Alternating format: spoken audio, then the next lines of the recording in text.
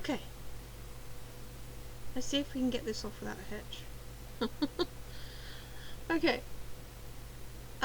So what I like to do for my first step is I fill a layer, clip it and put it on overlay, and this gives you a brighter base to work from. You can just mess with the brightness on the original layer, but I don't think you really want to mess with the original layer too much. I think it can, it means that in later, let me try that again. It means if later on down the road you want to change the opacity of things, you can't because you've made the layer too bright. Or you could, I suppose you could set it back to dark, but I think, you know, if you keep messing with the brightness and darkness settings, you're just gonna mess it up.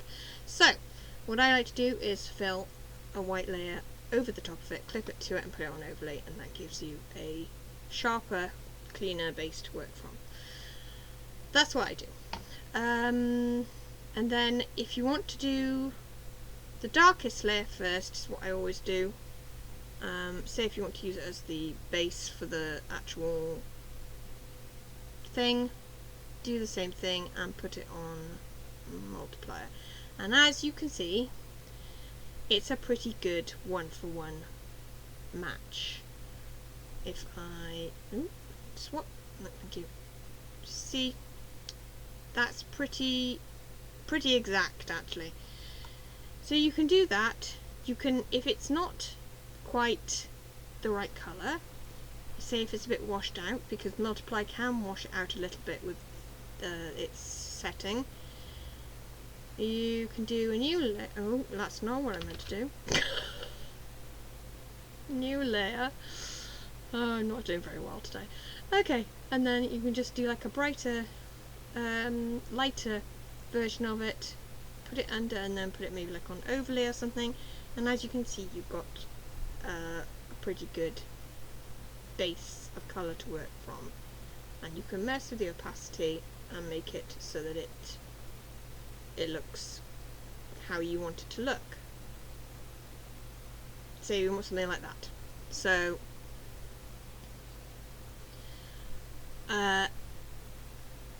yeah. Now when it comes to actually putting the markings on, I will show you my experiment. This was just me trying to work out how to get colours exact. You want to try and avoid doing what I've done here and layering them on top of each other, because the more layers you have on top of each other, you get this more washed out, and you lose more washed out appearance, and you lose the shading pretty much. As you can see up here, you can still see quite a lot of the shading. As it gets more and more layers, you lose the shading. To avoid excuse me, to avoid that, you can mess with the opacity layers. But yes, you want to avoid getting too many layers over each other. So let me just rename these so I know where we are in terms of layers. Alright, unlock that. So say you want to go with this darker green, maybe for some little hints and highlights on the dog. Sorry, words. You can just do this, and as you can see, without selecting a mode like opacity or multiply, it will just completely cover up all of the shading. So you have to do that. You can't just colour it, clip it, and then call it done, because it'll just, well, it'll look like that. So what I will do is I will copy this layer a few times and put like the main one maybe on screen so it's got a base, and put it on a lower opacity, put that one on multiply, put that on a lower opacity, and put this one on overlay, and you've got again a pretty good one-for-one. You'll never get it exact. Grayscales are very hard to work with, and grayscales are very hard to replicate. Good grief! replicate colours exactly. So, yeah, sorry, I made myself laugh and now I've forgotten what I was saying. Yes, it's very hard to replicate colours exactly, but you can get a pretty good, decent match, as you can see. Now with markings, like actual main markings, if you do something thin, like this, you can totally get away with it without it being on a lower level of opacity or on a mode that makes it more see-through. But if you're doing something thicker, like say you want some bigger swirls, obviously as you can see, the marking completely and utterly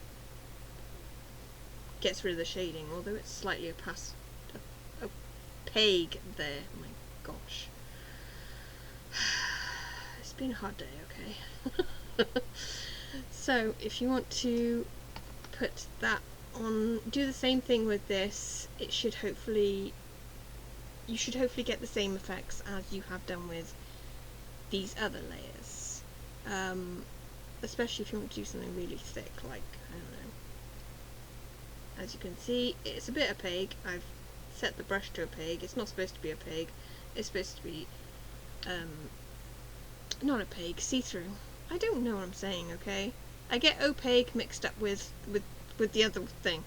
Anyway, you get what I'm trying to say here, hopefully. In a convoluted way. As you can see, it sort of like has gone over the shading, and you can't really see the shading through it, so you can just do the same thing you've done with the other layers and make it so that it is see-through.